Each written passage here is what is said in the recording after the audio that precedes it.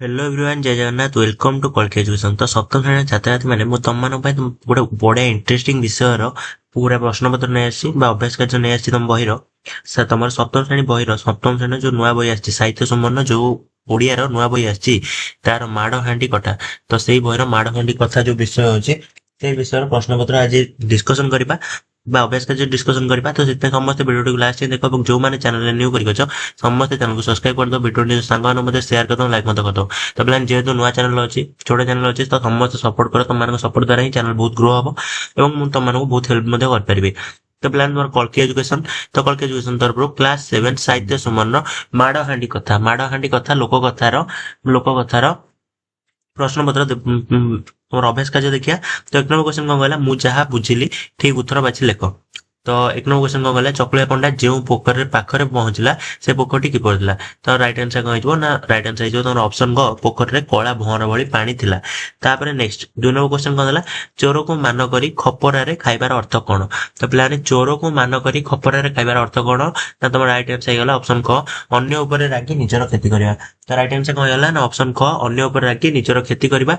Next 3 number question कौन कहला गंगा माता उड़ीगला चढ़ईर पेट कथा जानी पारती यही लोक मान अर्थ कौन ना राइट आंसर होगा ऑप्शन ग अन्यर कथा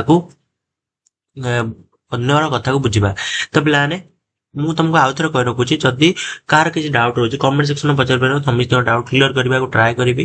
तो जदि वीडियो भल लगी तो मतलब कमेंट सेक्शन में जन। तो पिलाने सपोर्ट कर चैनल बहुत आगू जीव। तो वीडियो डिस्क्रिप्शन में टेलीग्राम चैनल लिंक अच्छी तुम जब पीडीएफ दरकार टेलीग्राम चैनल पीडीएफ नहीं पार। नेक्स्ट तुम 4 नंबर क्वेश्चन कौन कहला चकुलिया पंडा चरित्र माध्यम लेखक क्यों नीति शिक्षा देते ना तुम राइट आंसर हो ऑप्शन क अलसुआ दुख पाए। नेक्स्ट तापर कौन देला आस आम मेल करवा। क्वेश्चन 1 प्रथम स्तंभ सहित द्वितीय स्तंभ मिलन कर। तो प्रथम स्तंभ कौन देती राति शोला बेले। तो द्वितीय स्तंभ सेपटे कौन हम ना माँ पुओ को राति शिखेदेला। बढ़ी झपटी उठी। तो बढ़ी झपटी उठी माने कौन ना भोर सकाळु उठी। फुआ मुंडिया दी गोईठा माने कौन ना हाथ पाख पिठी को 2 लात देवा। पलम को नहीं हांडी घोड़ाइबा। पलम को नहीं हांडी घोड़ाइबा माने कौन हांडी मुह को ढांकुणी ढांकिबा। कौन देला चिंता विचार करी उत्तर दियो। तो क्वेश्चन 1 चकुलिया पंडा किपरि पेट पोषुला। तो पिला चकुलिया पंडा किपरि पेट पोषुला ना चकुलिया पंडा प्रतिदिन गाँ बुली भिख मागी निज मार पेट पोषुला। क्वेश्चन नंबर 2 नंबर क्वेश्चन कौन गला चकुलिया पंडा कांदी बोबे पळै आसला कहीं। चकुलिया पंडा कांदी बोबे पळै आसला कहीं ना दिने चकुलिया पंडा को केउठारु भिख मिलला नहीं ओलटा गाँ पिला माने ताकू टेक्का मारी तड़ी देबारु से कांदी बोबाई पळै आसला। नेक्स्ट 3 नंबर क्वेश्चन कौन कहला गंगा माता क्योंठार थे। तो पिलाने गंगा माता क्योंठार थे ना राइट आंसर होगा गंगा माता से सुंदर पोखरी पद्म पोखरी भितर थे कौन थे ना से सुंदर पद्म पोखरी भितर थे। नेक्स्ट 4 नंबर क्वेश्चन कौन कहला गंगा माता चकुलिया पंडा प्रति दयाभाव देखाइले कहीं। पिलाने गंगा माता चकुलिया पंडा प्रति दयाभाव देखाइले कहीं ना तुम राइट आंसर हो चकुलिया पंडा भोक विकल पोखरी कूल बसी पानी पी विभिन्न खाद्यर ना धरला तार यही विकल अवस्था देखिए गंगा माता को मन में दया आसला। तो तेणु से दया देखले। नेक्स्ट 5 नंबर क्वेश्चन कौन कहला चकुलिया पंडा हांडी कौन देखला। तो पिला चकुलिया पंडा हांडी कौन देखला ना तुम राइट आंसर हो हांडी भितर दिव्य सरु घी अन्न डाली मोहर आंबिल खीरी विभिन्न प्रकार पिठा सजा रही से देखला। नेक्स्ट 6 नंबर खाद्य हांडी धरी घर को फेरला बेलू चकुलिया पंडार माँ कुआड़े जाइला ना खाद्य हांडी धरी घर को फेरला बेलू चकुलिया पंडार माँ कुआड़े जाइला ना चकुलिया पंडार माँ गाँ भीतर को दुख धंदा बा भिख मागिबा काम करने को जाइला। नेक्स्ट 7 नंबर चोर मैंने सिंधुकटी क्योंठार रखिले ना चोर मैंने से सिंधुकटी को बुढ़ीर बाड़ी पछपटे खत गदारे पाखर रखिले। तो क्यों रखिले ना चोर मैंने से सिंधुकटी को बुढ़ीर बाड़ी पछपट खत गदा पाखर रखिले। कौन कहला ना अनुमान एवं कल्पना तुम्हें समस्ते दल में मिसी आलोचना कर। तो कौन है 1 नंबर क्वेश्चन 1 क नंबर कौन है जदि चकुलिया पंडा गोटे दिन गंगा माता खाद्य हांडी नहीं था ताहले तार परिणाम कौन होता।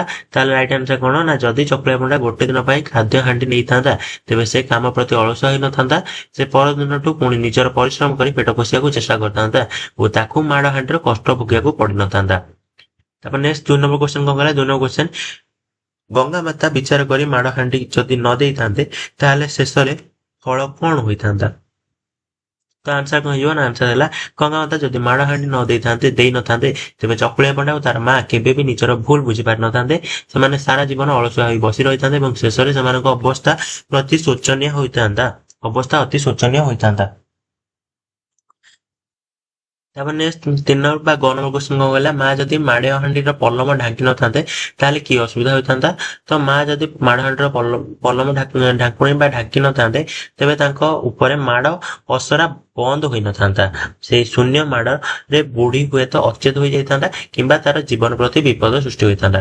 ତାପରେ ନେକ୍ସଟ 4 ନମ୍ବର କ୍ୱେଶ୍ଚନ କଣ କହିଲା ଗଙ୍ଗାମାତା ମା ପୁଅକୁ ଏପରି କଷ୍ଟ ଦେବାର ଉଦ୍ଦେଶ୍ୟ କଣ ଥିଲା। ତ ଗଙ୍ଗାମାତା ମା ଓ ପୁଅକୁ କଷ୍ଟ ଦେବାର ମୁଖ୍ୟ ଉଦ୍ଦେଶ୍ୟ ଥିଲା ସେମାନଙ୍କର ଅଳସୁଆପଣ ଓ କର୍ମ କୋଡ଼ିଆ ସ୍ୱଭାବକୁ ଦୂର କରିବା।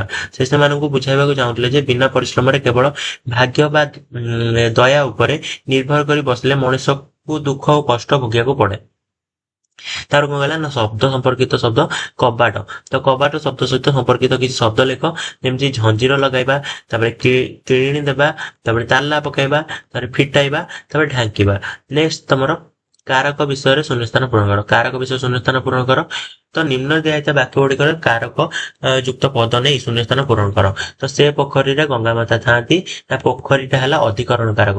ତାପରେ 2 ନମ୍ବର ଏ ଚକୁଳିଆ ପଣ୍ଡାଟି ସିନା ଭୋକ ବିକଳରେ ଏମିତି ହେଉଛି ତ ଏ ଭୋକ ବିକଳରେ କଣ ହେଲା ନା କରଣ କାରକ। ତାପରେ କାଳେ ହାଣ୍ଡି ଭିତରୁ ମାଡ଼ ବାହାରିଲା ଭଳିଆ ସେ ସିନ୍ଧୁକ କବାଟରୁ ନା ପୁଣି କିଛି ବାହାରେ ତ ହାଣ୍ଡି ଭିତରୁ ସିନ୍ଧୁକ କବାଟରୁ ଏଟା ହଉଛି ଅପାଦାନ କାରକ। ତାପରେ 4 ନମ୍ବର ଦେବତାଙ୍କୁ ଅବା କେଉଁ ଦରବ ଅପୂର୍ବ। ତ ଦେବତାଙ୍କୁ କଣ ନା ସମ୍ପ୍ରଦାନ କାରକ। ତ ପିଲାମାନେ ଇଏ ଥିଲା ତମର ସପ୍ତମ ଶ୍ରେଣୀ ପିଲାମାନଙ୍କର ସାହିତ୍ୟ ସୁମନ ବହିର ମାଡ଼ହାଣ୍ଡି କଥା ବିଷୟର ପ୍ରଶ୍ନପତ୍ର ବା ଅଭ୍ୟାସ କାର୍ଯ୍ୟ ଆଲୋଚନା। ତ ଆଶା କରୁଛି ସମସ୍ତେ ଭଲ ଭାବରେ ବୁଝିପାରିଥିବ। ସମସ୍ତେ ଭିଡ଼ିଓକୁ ଲାଷ୍ଟ ଯାଏଁ ଦେଖିଥିବ ଧନ୍ୟବାଦ। ଏବଂ ଯୋଉମାନେ ଚ୍ୟାନେଲରେ ନ୍ୟୁ କରିକି ଅଛ ସମସ୍ତେ ଚ୍ୟାନେଲକୁ ସବସ୍କ୍ରାଇବ କରିଦବ, ଭିଡ଼ିଓ ସାଙ୍ଗମାନଙ୍କ ସହିତ ସେୟାର କରିଦବ, ଲାଇକ୍ ମଧ୍ୟ କରିଦବ। ପିଲାମାନେ ରହୁଛି, ଜୟ ଜଗନ୍ନାଥ। Next video ଦେଖାହବା।